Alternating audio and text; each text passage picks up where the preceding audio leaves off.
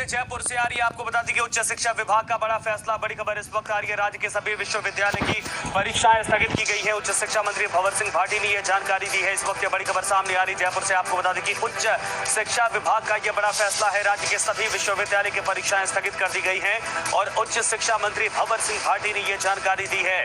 आपको ये बड़ी खबर इस वक्त जी राजस्थान बता रहा कि जितने भी हायर एजुकेशन वाले विश्वविद्यालय हैं जहां पर परीक्षाओं को लेकर तारीखें अनाउंस की गई थी, फिलहाल उन परीक्षाओं को स्थगित कर दिया गया है।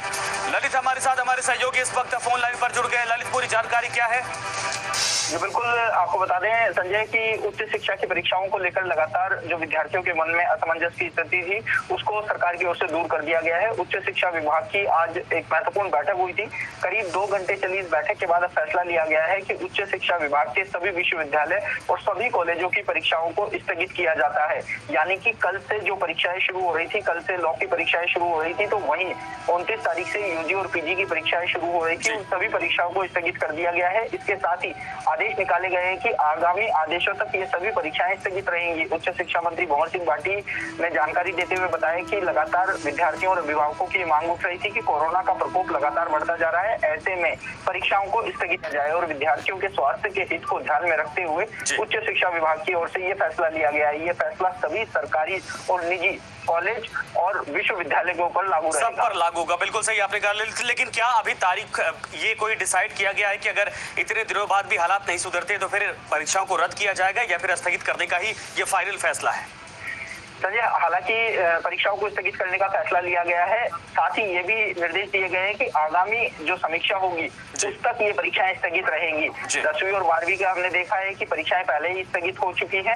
अन्य कक्षाओं को प्रमोट कर दिया गया है, चाहे कक्षा 1 से लेकर 9वीं तक हो या 11वीं तक हो, उनको प्रमोट करने का फैसला लिया गया है। बोर्ड की परीक्षाओं को स्थगित बिल्कुल सही आपने कहा। धन्यवाद ललित इस पूरी तमाम जानकारी के लिए। बड़ी खबर इस वक्त आ रही है, जितने भी हायर एजुकेशन वाली परीक्षाएं थी विश्वविद्यालय में, उन सभी को परीक्षाओं को फिलहाल की दुहाई देकर उन्हें प्रमोट करने की मांग करने लगे हैं। हमारी यही मांग है कि विद्यार्थियों को प्रमोट किया जाए, क्योंकि वर्तमान समय में बहुत ज़्यादा कोविड की स्थिति बढ़ रही है।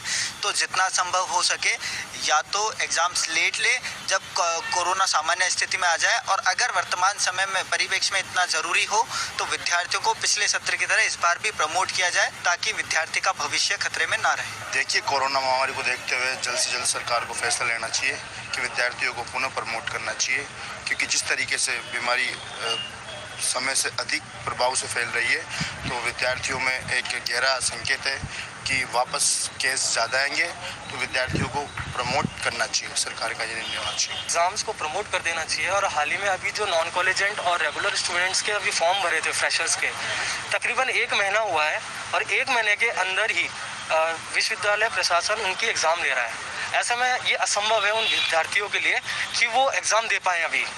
तो जल्द से जल्द इन जो परीक्षाओं की तिथियां आई इनको आगे बढ़ा दें।